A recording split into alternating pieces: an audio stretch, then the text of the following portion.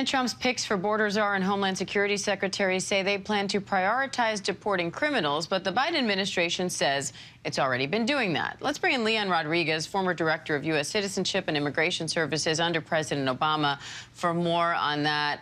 Leon, thanks for coming on. Trump has repeatedly said that he plans to declare a national emergency and use the military to enact his mass deportations. He hasn't revealed many details beyond that, though. So how would that work? How would declaring an emergency enable him to then enact mass deportations? Well, I think there are going to be a lot of legal questions as to whether and to what extent he can use the military for that purpose and declare a national emergency.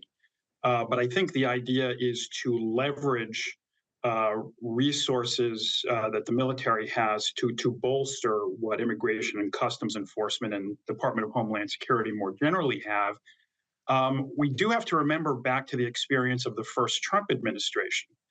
They attempted to use the National Guard. In fact, then Governor Kristi Noem sent the South Dakota National Guard to support border control efforts. And generally, that is remembered as a sort of a non-entity in the sense that there really was not much that troops not trained in border control, not trained in immigration enforcement, really could do to bolster those efforts. And so the question is, how is this time going to be different? Now, the mass deportation plan, as you say, right, you're expecting it to face a lot of opposition in court. How do you see those legal battles playing out? Well, I think those legal travel challenges will look at what is the authority to declare a national emergency? What are the circumstances that support such a declaration? And to then question in court whether those standards have actually been met. Given the way we've been managing the border, managing immigration really now for decades. But then there's another layer to this, which is the legal challenges for the actual machinery of deportation. Each individual who is put into deportation proceedings has due process rights that they undoubtedly will be asserting, that attorneys will be asserting on their behalf.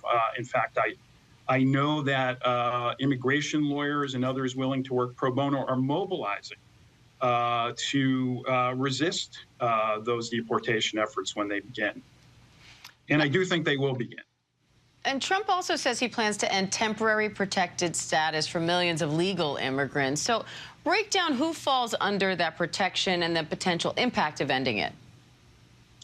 So temporary protected status protects individuals for whom the Department of Homeland Security has declared some catastrophic or extraordinary circumstance in their country, which makes nationals of those countries unable to return, and therefore grants those individuals permission to remain in the United States and work authorization. And countries that have had those declarations include Venezuela, El Salvador, Honduras, Nicaragua. And in fact, Haiti is another one.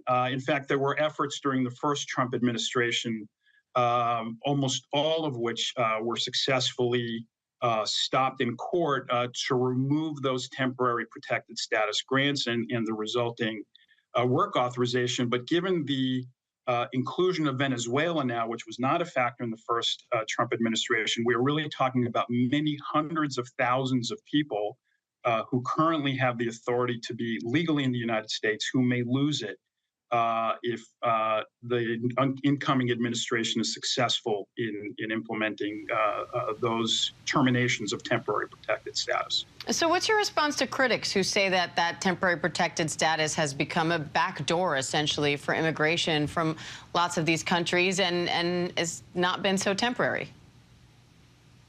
I mean, I think that really reflects the conditions in those countries. Those are countries that have experienced either war, severe natural disasters, the impact of which remains to this day. So in essence, the conditions that supported the implementation of temporary protected status continues until now. So under the law, the Department of Homeland Security has, in my mind, been justified in continuing those temporary protected status grants. I mean, Venezuela is certainly a good most recent example. It's undisputed that this is a country that is in breakdown in a number of respects. All right, former Citizenship and Immigration Services Director Leon Rodriguez. We appreciate it, Leon. Thank you.